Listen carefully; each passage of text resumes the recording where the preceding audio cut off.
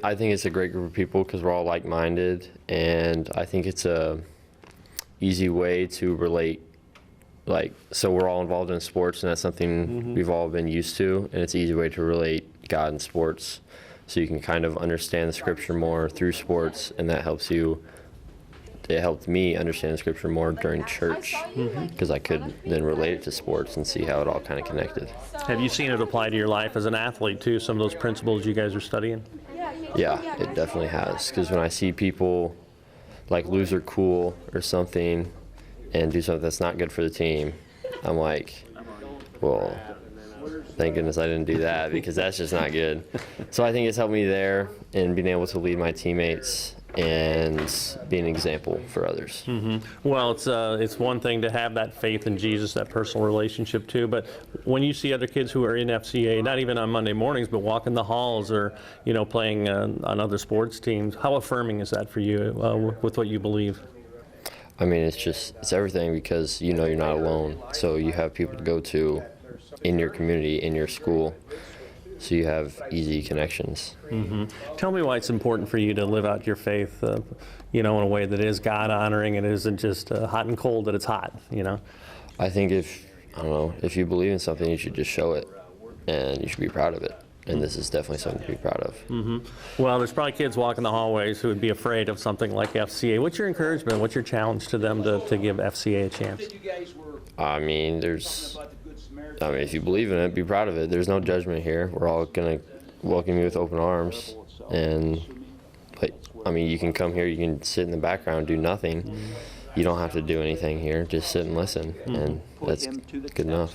What can they expect on Mondays? What are some of the things you guys do? Fun times and learning how to apply that to our everyday lives. Well, and now you move on. Talk about too your strategy, how important it is to you to stay grounded in the faith, in the gospel of Jesus as you move on to these next steps in your life. Well, I know obviously the Bible is very accessible, so you can keep that right in my pocket. And I know FCA, their website has good resources, good devotionals that you can read every day. So it should be like nothing's changed. I just feel like it's a great way to start your school week, and because there's no better place to start in Scripture, and it really gives people the right mind to go to school and the right way to act around other people. Well, you're one of the leaders, obviously, too. I mean, for you, I always feel like the best way is peer-to-peer. What's that like for you, leading and opening God's Word with some of the people you walk these hallways with? Yeah, I mean, it's difficult sometimes because it's easy to go with everybody else and the bad things. It's a lot easier to go with bad things than the good things that stand out. So it's pretty difficult to go and be a good person to everybody at all times. Has this emboldened your faith? You're alongside other kids who believe what you believe. Sometimes you're opening the Word for them, with them on a Monday morning too. Oh yeah, it's great to be around people that have the same opinions as you and the right mindsets. And like I said, it's a great way to start your week. Has it impacted you as an athlete? Did God's Word come alive for you, and as you compete the way that maybe He wants you to be an athlete too? I think my leadership and the way I acted on the field and on the court, I think that showed through in the way I acted and the way I saw authority in. Well, you're getting ready to move on. What's your message to that 8th grader who's going to be stepping into high school next year? Why FCA for them? Especially if they got a chance to compete, and be on a few teams like you were. Just come on out. It's not like you're gonna have to participate in anything, but if you just listen, maybe you'll be able to find something that you think that is true, and you can pursue it. Besides being a great way to start the morning, it's just refreshing to see that I'm not alone. Like, I knew I wasn't, but to be able to put names and faces to those people that, have a like-minded belief in God. It's refreshing, and honestly, it's a lot better than sleeping in the extra 20 or 30 minutes.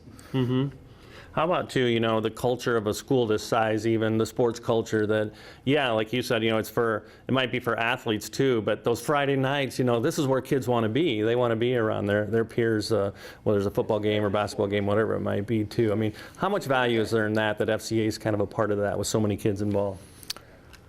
Well, it's just having people that we can look up to on the field or on the court that are Christian, you know, strong Christians. It's a good way, it's a great time for them to be an example to those around them, and I hope that through that that can be their ministry, and they can bring more kids to FCA and ultimately to know Christ. Mm-hmm.